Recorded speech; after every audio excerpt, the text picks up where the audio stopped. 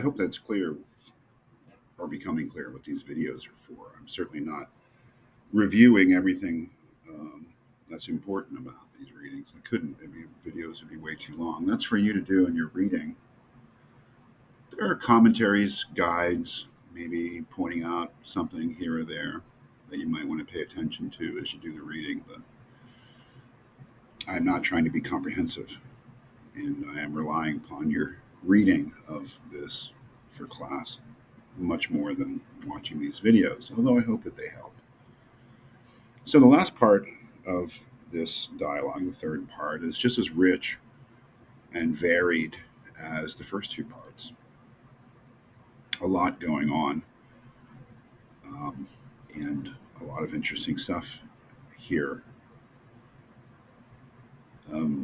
We know that at the beginning, Socrates has given up in trying to get Meno to do what he thinks needs to be done, which is a fundamental inquiry into the nature of virtue. Meno's just not inclined that way. And Socrates, I think, shows great patience when Meno says, after all that Socrates did with the slave boy to prove that it's worthwhile to look into the fundamental nature of virtue, Meno is saying, well, that's great, Socrates, but really what I want to know is my original question, the answer to my original question, which is whether it can be taught. And there, Socrates kind of just gives up and says, okay, well, we'll look into that question. But he's very firm in saying, well, we can't really be sure of anything until we answer the more logically prior, more fundamental question about what virtue is.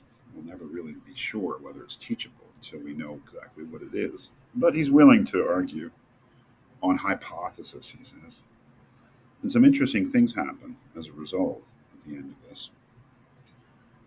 The first part of it, you know, question is, if the question is whether virtue is teachable, then if it's teachable, it must be knowledge. And so then the question is, well, is it knowledge?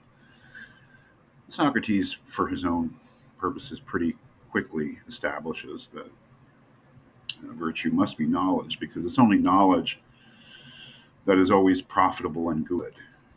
That is, he talks about other things like having health or strength or courage and how these things are sometimes good and sometimes not, depending upon whether they're guided by wisdom and knowledge. So nothing is good unless it's guided by knowledge. So um, virtue, if it's a good, must be knowledge.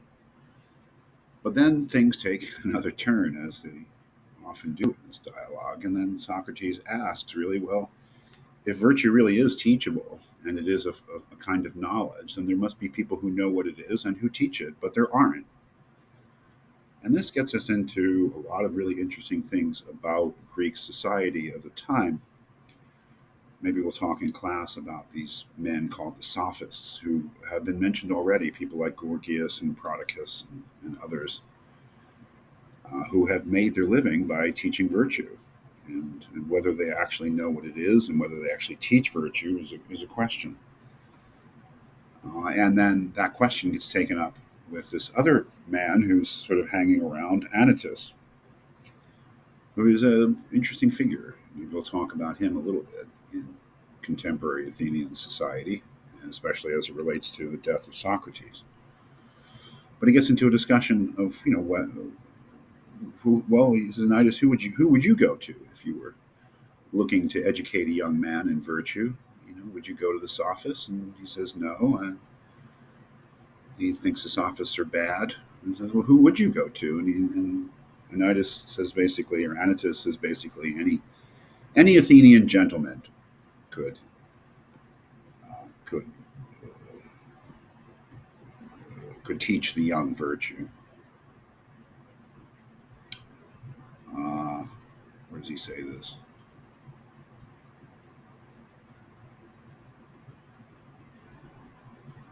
Yes, somewhere. Basically, that any Athenian gentleman could teach virtue because, of course, they're all good men. They all know what virtue is, and Socrates proceeds to demolish that pretty brutally. Mentions all these great famous Athenians who were recognized to be men of virtue, but whose children were not. which is a very interesting thing because it becomes a whole discussion of fathers and sons and virtuous fathers being unable to pass on virtue to their sons. So this is both philosophically a very interesting fact because it definitely has a bearing on whether virtue is teachable, but also has a political significance too, because as Anisis says, you better be careful what we say because people are going to take offense. And the background is that Socrates' end will eventually be in front of the court in Athens, accused of corrupting the youth and other things. So a very interesting discussion there with Anytus. And then at the end, a kind of a wrap up discussion between Meno and Socrates, in which Socrates says that, well, virtue is, let's just say that it's not knowledge, or that the virtuous men that we've talked about who were unable to teach virtue, they were unable to teach it because they didn't know what virtue is, but they had right opinion. They had a correct opinion about it.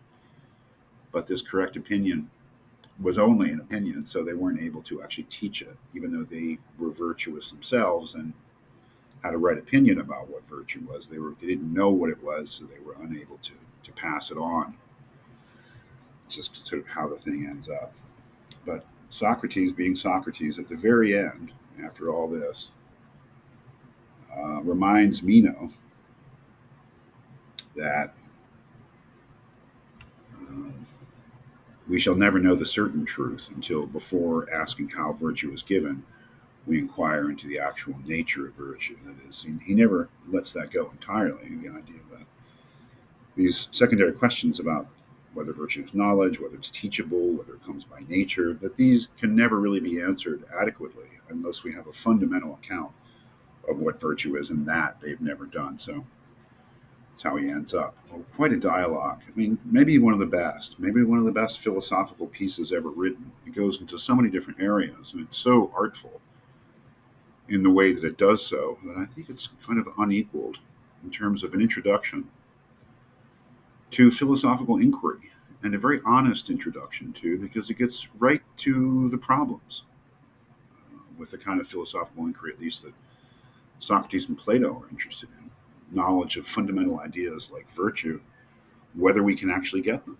And if so, how do we do it? And aren't there all sorts of problems and obstacles that are in the way of coming to this sort of philosophical grasp of something like virtue?